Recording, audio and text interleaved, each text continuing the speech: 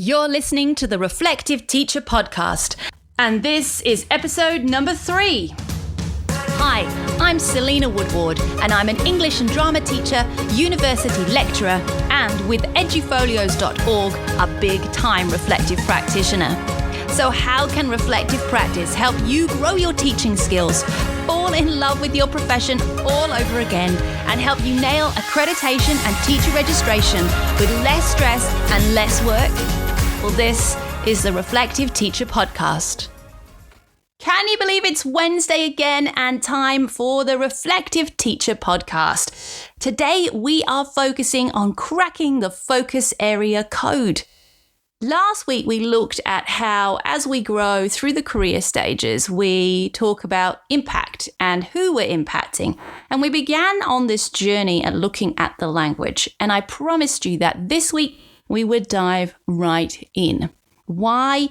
Because it's really important that as you're gathering your evidence and reflecting on your practice, you're growing in confidence, and that your confidence includes your ability to understand exactly which focus areas and standards you're gathering evidence against. You see, that information, that data is invaluable for showing you where your real strengths are, so you can go mentor others, and also where your areas for growth are, so you can go and keep growing and developing. Celebration and growth. Some of the questions that I hear from people regularly are around that confidence, around being sure that they know what they're doing, being okay with gathering reflections that they are confident demonstrate something in the standards. I also frequently see people beginning with the focus areas and creating one piece of evidence for each of them. Trust me, that is the long way round. Remember, as I've said in every podcast, in Edufolios, the average reflection post, evidence post, contains between 10 and 15 focus areas. The other question I hear, and I don't know if you relate to this, is I don't know what artefacts I need. And I've got a box. I've been taking photographs of stuff just in case, but I don't really know which ones are great, which ones are not really telling the story. If you're thinking like that, then you're still not quite thinking about the process of reflection in the right way, because the focus areas should lead you and guide you through which artifacts you need, how long it's going to take to gather that evidence, and how you write about it. It's important, though, that we start not with the focus areas, but with the structure. We've got to go from the outside in. I know that you know already that there are 7 standards, okay? And there are 4 career stages. Wherever you are right now, whether you're at uni working on your graduate, you're at proficient, you've recently graduated and you haven't got your full registration yet, or you're moving through highly accomplished and lead, what we're talking about today is highly relevant to all of you. Because in each one of those career stages, there are separately 37 in each career stage focus areas. And those focus areas are then split across those 7 standards. And often as we reflect, we feel like it's enough to say, it's standard 1, it's the students and how they learn, and I'm talking about social and intellectual development of those students. So that's 1.1, and we stop there. And that, my friend, is where you may be making a mistake. Because if you go one step deeper and you look at the descriptor underneath 1.1 for your particular career stage, you will find all the clues you need as to what artifacts you need and what evidence you might want to be gathering. So if we stick with 1.1, which is the same one we looked at last week, at Proficient, we're going to be looking at teaching strategies that you're using, that you're choosing because of your knowledge of your students' physical, social, and intellectual development. And you're obviously going to be looking at how those teaching strategies are having an impact on their learning, because it says to improve student learning at the end. So already, rather than stopping at physical, social, and intellectual development, rather than doing that, by looking at that descriptor, we know that we need to be looking at teaching strategies. And we'll find those in our lesson plans, in our resources that we select, which of course will then lead us to standard 2 and other focus areas, okay? Again, remember, each reflective piece usually has between 10 and 15 focus areas. You see, the key to a great piece of reflection that's also valid for accreditation is to know where to pay attention when you're reflecting. To make sure that you are nailing those standards and those focus areas, you need to delve into that descriptor. You need to zoom right in. Start at the standard 1, choose your focus area, and then select the descriptor inside that focus area at your chosen career stage. It's really important that you delve all the way in. Don't forget that final step.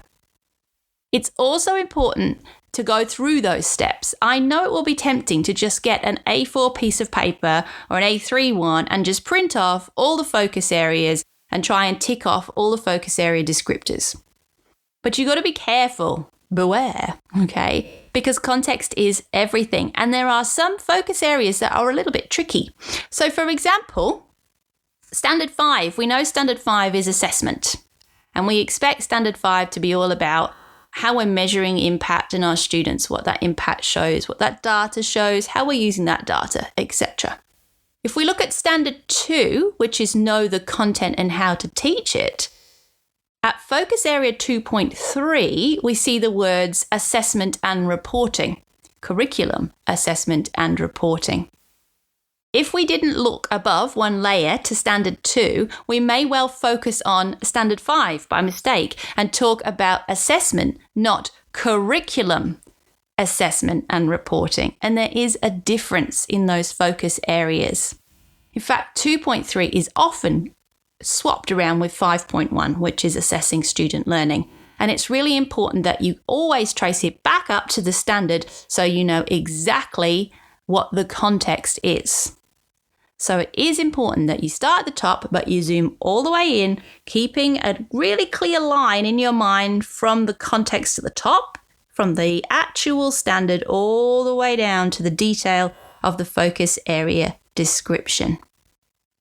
The other reason that it's important to go outward and then back in is as you go through that process, you will also see opportunities to cover more than one focus area. And that makes your life so much easier. Do not have one piece of evidence for every focus area. That is definitely the long way around. Now, if you want to see an example of 2.3 and 5.1 side by side, as well as a description of exactly what I'm talking about here in terms of zooming right into that descriptor, then you might want to head to edufolios.org/003 today, because I've got a freebie there, of course, to help you walk through this. And it's really handy because the next thing I'm going to talk to you about is the code and how to crack it. And in this handout, I make it very clear because I've used colours. So if we were to look, once we get down to the descriptors for each focus area, you will notice a pattern emerge. Every single focus area descriptor follows the same syntax. There is always a verb at the beginning, which tells you what action it is that you are supposed to have been taking in that focus area. There is always a description of what that action relates to. And then there's always a reason why you were taking that action with those things. So for example, if we look at 2.3, at graduate, we are using curriculum, assessment and reporting knowledge to design learning sequences and lesson plans. Can you hear the verb? Use. The what? Curriculum, assessment and reporting knowledge. And the why? To design learning sequences and lesson plans. The verb?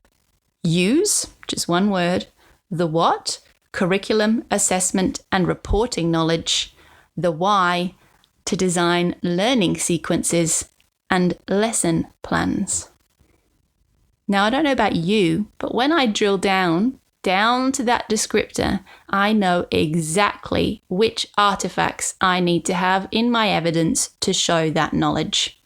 I need some learning sequences and lesson plans, some unit plans and some lesson plans.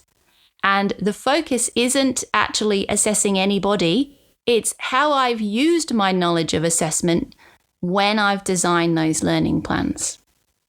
Okay, so can you see the clues are there? And once you know how to identify the verb, the what, and the why, you will definitely be able to know exactly what artifacts you need. And if you're like me, and sometimes you're not sure what level, what career stage your evidence is currently operating in, then having a look at those descriptors across the career stages can help you guess. I know that when my mentors look at my Edufolio, they'll often say things to me like, Selena, you're irritatingly somewhere between proficient and highly accomplished here. And if I go back to the descriptors and have another look, it becomes really clear what I need to do to push that evidence up into the next career stage. Now, back in the freebie, which you can download at edufolios.org/003, I've taken that descriptor and I've put it in a table for you for proficient, highly accomplished, and lead. And I give you the job of getting out your colored pencils and finding the verb, the what, and the why. It will back up exactly what we talked about last week in terms of the zones of impact, because you'll be able to see the language shift. For graduate, we're just using it. At proficient, we're designing and implementing it, and so on. And each time you'll be able to see what artifacts you need. And it's really a good exercise to understand what's required at each career stage. You are not highly accomplished just because you've been teaching for X number of years. Honestly, sometimes my evidence is graduate, and I've been teaching a very long time.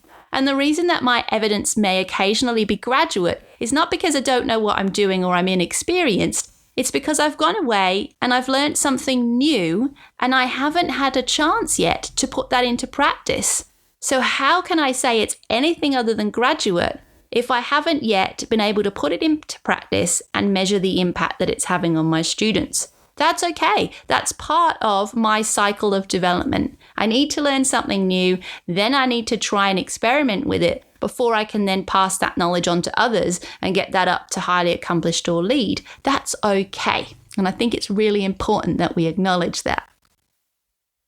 Once you've got those descriptors nailed and you learn how to see the verb, the what, and the why, you will not only know what artifacts you need, but you'll also know what language you need to use, because it's the language in these descriptors that are expected to be there in your graduate portfolio and when you do highly accomplished and lead. I am exhibiting innovative practice here because I've selected these resources and organized them in this way because blah, blah, blah, blah. All right, you can start to use that language. Now, it's really also important to remember that you don't start there. You start by just getting to the end of the week and writing about what you did in Year 9 English today. What felt good, what didn't, what you'd do differently. Then you go back and when you do your standards review and you say, okay, I'm definitely talking about children and their developmental needs because there seems to be a barrier here. Or I've had this breakthrough and I can see this great impact happening here. So you would go, right, standard 1, 1.1, developmental. Okay, now, am I proficient? Did I design and implement something using my knowledge of the curriculum? If so, did I talk about my planning in here or did I only talk about what happened with the kid in that lesson? Maybe I actually need to just slip another paragraph in there to show my planning and say why I made those decisions. So once we've finished reflecting on our thoughts and our feelings, we can then drill down and start to use these descriptors to expand what we're writing and really build it up. And let these descriptors be the guide for developing a deeper understanding. That is what Edufolios is all about. You start with you and what you're doing. Then you use these processes, which of course are walked through inside our system, but you use these processes to help you delve deeper and to find more evidence and more things to celebrate about what you're doing. So I want you to go to edufolios.org/003 and download this freebie. Go through some of the exercises, then go to your portfolio, find an evidence post, and pick one of the focus areas that you've said that you have covered. Go look at the descriptor and crack the code, find the verb, the what, and the why, and make sure that you've given yourself enough credit to hit that focus area. Do you need another artifact? Have you done too much? Can you see other focus areas going on in there?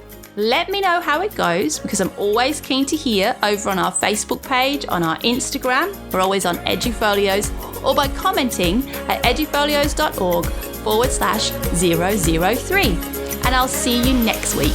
Take care.